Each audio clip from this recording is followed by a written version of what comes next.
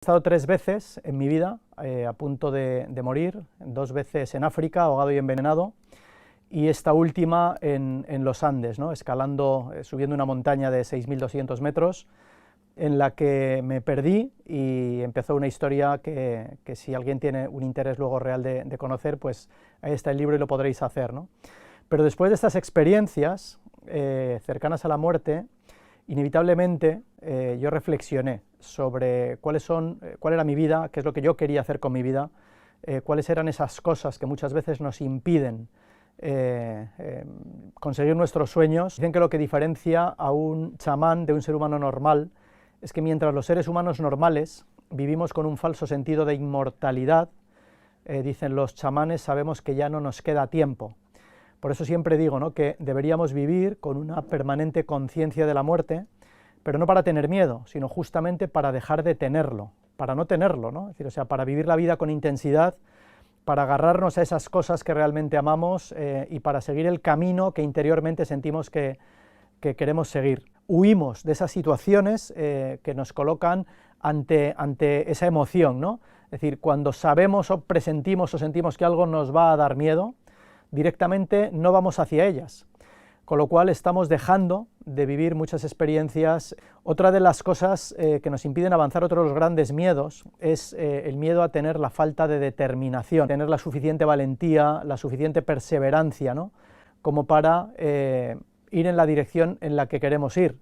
Y esto muchas veces nos hace otra vez frenarnos, nos hace dejar de ponernos a caminar en esa dirección. Otro de los grandes miedos es el miedo al rechazo.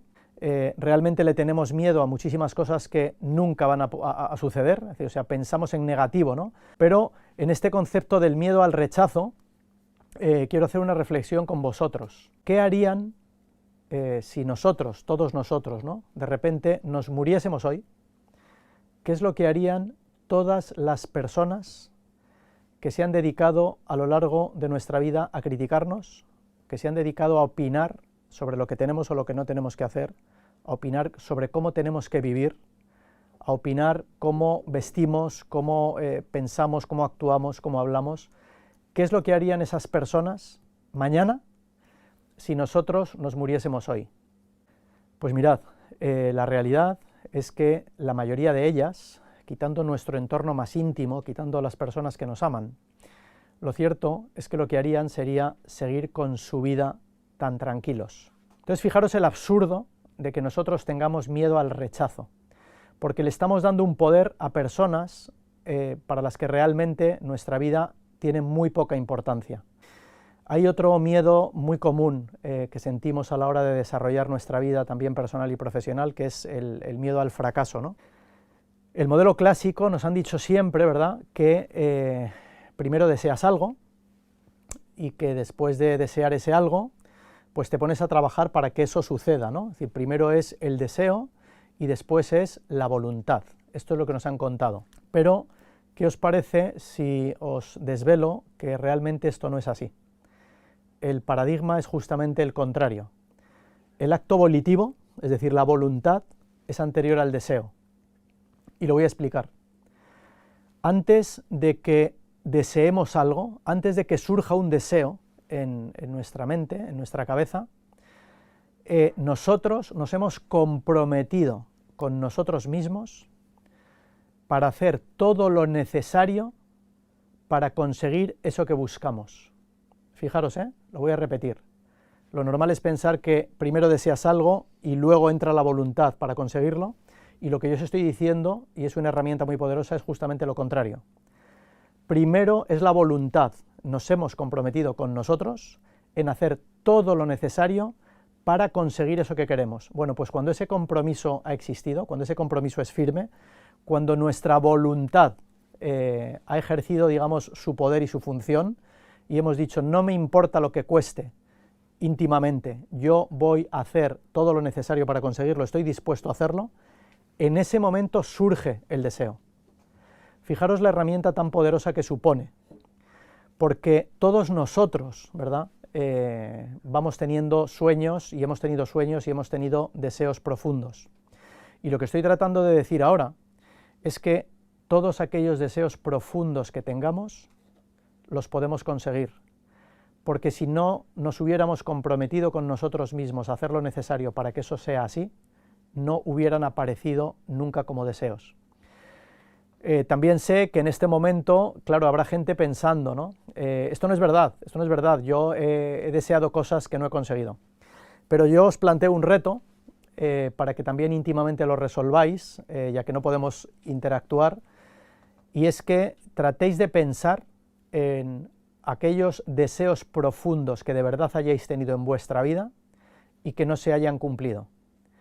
Y para daros la herramienta necesaria para hacer este examen, os voy a hablar de la diferencia entre un deseo profundo o simplemente querer algo.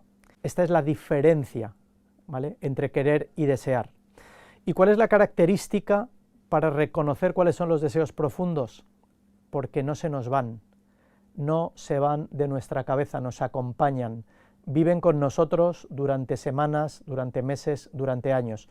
Es muy importante que consigamos, es decir, haciendo un acto de reflexión sincera con nosotros, para darnos cuenta y para diferenciar lo que es un deseo profundo de lo que no lo es, porque se van a cumplir, porque nos hemos comprometido con nosotros mismos a hacer todo lo necesario, porque, como os decía en un principio, la voluntad es anterior al deseo. Así que os animo, es decir, con este concepto, que lo incorporéis en vuestras vidas. Para mí, descubrirlo fue una gran herramienta, una herramienta de poder, y os pongo un ejemplo personal. Yo me hice piloto de aviones hace unos 10 años, 11, 12 años, y en aquel momento, cuando empecé a estudiar, me acuerdo que llegué a clase el primer día, había que hacer 9 asignaturas, entre ellas mecánica. Digo, pero si yo no sé nada de mecánica de coches, ¿cómo voy a aprender nada de mecánica de aviones? Es decir, se me hacía todo un mundo, me parecían muy complicadas todas las asignaturas, y yo dije, es imposible, por mucho que me apasione volar, no voy a ser capaz de ello, ¿no? Pero recordé este conocimiento que os acabo de trasladar, y me dije a mí mismo, Miguel Ángel, desde que eras un niño, decías y sentías que algún día tú querías pilotar un avión. Y acordándome de aquello, y acordándome de que es un deseo que no me abandonó durante años y años y años y años, me dije a mí mismo, Miguel Ángel, tranquilo, tranquilo, ahora no entiendes nada, ahora te parecen todas las asignaturas muy complicadas, pero si este deseo te ha acompañado tanto tiempo es porque es un deseo profundo, y por lo tanto tú sabes que vas a hacer lo necesario para que se cumpla. Así que fui yendo a clase poco a poco, fui yendo, y lo que era un mundo muy complejo para mí se fue aclarando, y poco a poco fui entendiendo, fui sabiendo un poquito más de aquellas asignaturas, y conseguí hacerme piloto de aviones, ¿no? Hay un miedo que tenemos también muy importante, y es tenemos miedo a rendirnos. Cuando nosotros damos todo lo mejor que tenemos, cuando nosotros es decir, ponemos nuestro alma, nuestro corazón, nuestra pasión en desarrollar todo aquello que queremos, vuelve un poco a pasar como decía antes, ¿no? Es decir, si en un momento determinado nos damos cuenta de que ya no somos capaces de continuar el camino, en realidad no nos hemos rendido. Rendirse, y el término rendirse debería estar aplicado a no iniciar ese camino. Es decir, es a eso a lo que deberíamos tener miedo, no al momento en el que quizá lleguemos y digamos, oye, lo intenté y no pude. No pasa nada, hemos aprendido cosas nuevas, hemos conseguido generar en nuestra vida otros impactos que muchas veces y de manera extraña, es decir, son impactos maravillosos y positivos, y justamente eso sucedió porque conseguimos iniciar ese camino, ¿no? Y tenemos mucho miedo también a confiar, y es decir, es uno de los más interesantes, pero también de los más absurdos y los más ilógicos. Que no tenemos control cuando nos subimos a un autobús y nos ponemos en manos de alguien, que es el conductor, el chofer del autobús, que nos tiene que llevar a nuestro destino. Confiamos cuando nos subimos a un avión, y hacemos exactamente lo mismo, ¿no?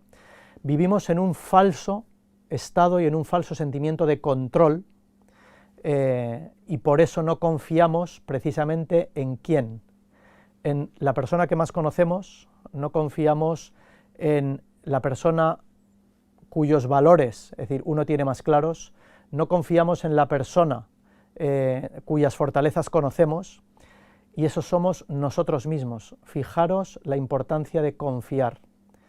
pero lo primero, confiar en nosotros. Si estamos todo el día haciendo un ejercicio de confianza, ¿cómo no hacerlo en nosotros mismos? En la vida, en todos los procesos que vamos a vivir, en nuestros procesos vitales, profesionales, en las relaciones humanas, hay un momento donde nos tenemos que entregar, donde tenemos que decir, oye, yo he hecho lo que pude, yo he hecho lo mejor que supe, y a partir de ahí, es decir, que sea, digamos, la vida la que me devuelva o la que me entregue aquellas herramientas como para que yo pueda seguir caminando. Creo que el ejercicio de confianza, y empezando por confiar en nosotros mismos, es el que va a hacer, digamos, hace la rueda, ¿vale? Y nos empieza a permitir controlar el miedo al propio miedo. Solamente tenemos un deber para con nosotros mismos, solamente uno. Y ese deber es perseguir nuestros sueños. Los sueños no van a partir nunca de aquí, siempre van a nacer en el corazón. Por supuesto que perseguir los sueños no nos va a garantizar la felicidad, no lo va a hacer. Pero de lo que sí estoy completamente seguro es de que no perseguirlos, no vencer ese miedo, no saltar al otro lado del miedo, lo que sí estoy seguro es que nos va a generar infelicidad.